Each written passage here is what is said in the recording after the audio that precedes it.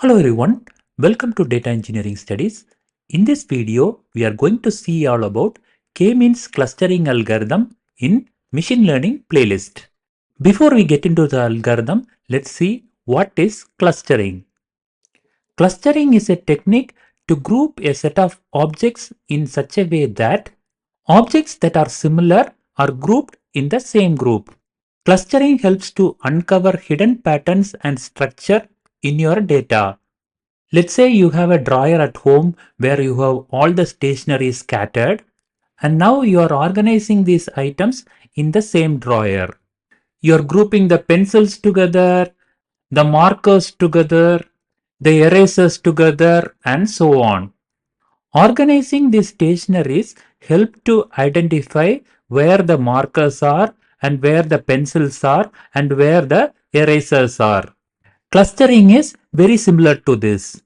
Clustering is a technique of grouping similar objects together. Now let's see the k-means clustering algorithm. K-means clustering is an unsupervised learning algorithm that solves clustering problem in machine learning. It helps to group data into k distinct clusters based on similarities. Assume that you have a data set which has an x-axis and y-axis. If you closely observe this data, you see that there are three different clusters: cluster 1, cluster 2, and cluster 3. We are grouping this data into three different clusters. In this example, k equals to 3. K represents the number of clusters. Now let's see the different steps in k-means clustering algorithm. Let's assume that you have a data set and we have plotted this data in x-axis and y-axis. If you closely look at this data, we have three different clusters. This is one cluster, this is a second cluster, and this is a third cluster. The first step in k-means clustering algorithm is to choose the number of clusters. That is to choose the value of k. In our case, the value of k is 3 because we have three different clusters. As I mentioned, the first step is choosing the number of clusters. And we have to find the centroids for each clusters. For example, for this cluster, the centroid is the central point, which is here. And for this cluster, the centroid will be somewhere here. And for this cluster, the centroid will be somewhere in this position. In order to find the centroid, we will pick three random positions and initialize as our centroid. So the second step is randomly pick k points as initial centroids. The next step is to calculate the distance between each data points from the centroid. In order to do that, we will draw a straight line from one centroid to another, and we will draw another line perpendicular to this line. Here is our first line, and here is our second line, and here is our third line.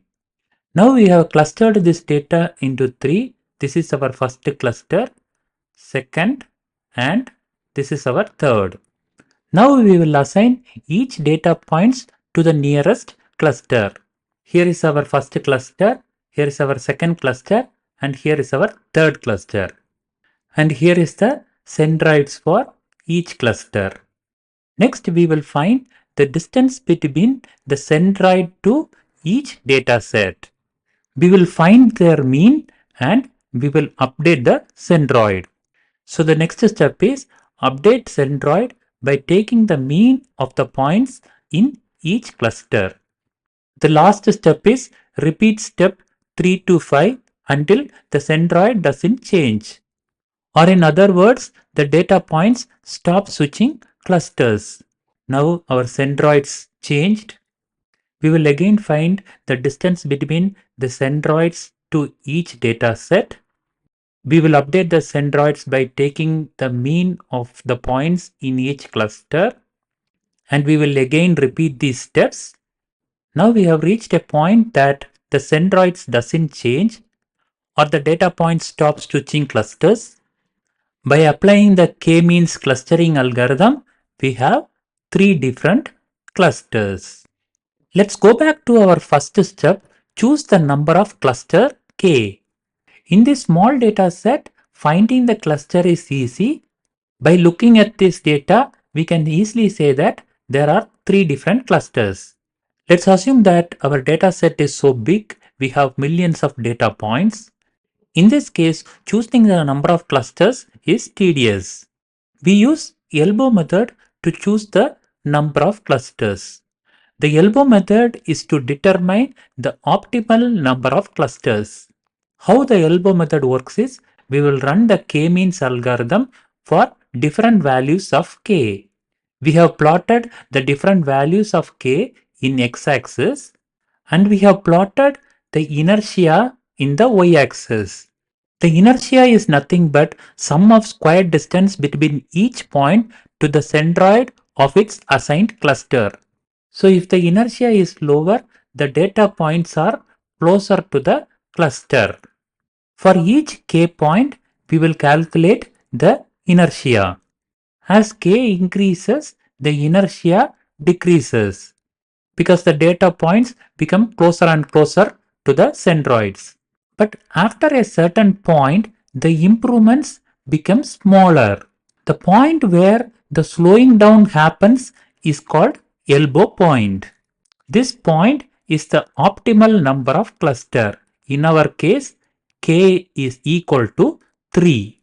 Inertia can also be called as WCSS, that is within cluster sum of squares. I hope you got a fair idea of the theory behind k-means clustering, and I'm sure that you learned something new today. We will see the practical implementation of k-means algorithm in the upcoming videos. If you do like this video, please consider to subscribe and I will see you in yet another interesting video. Thank you.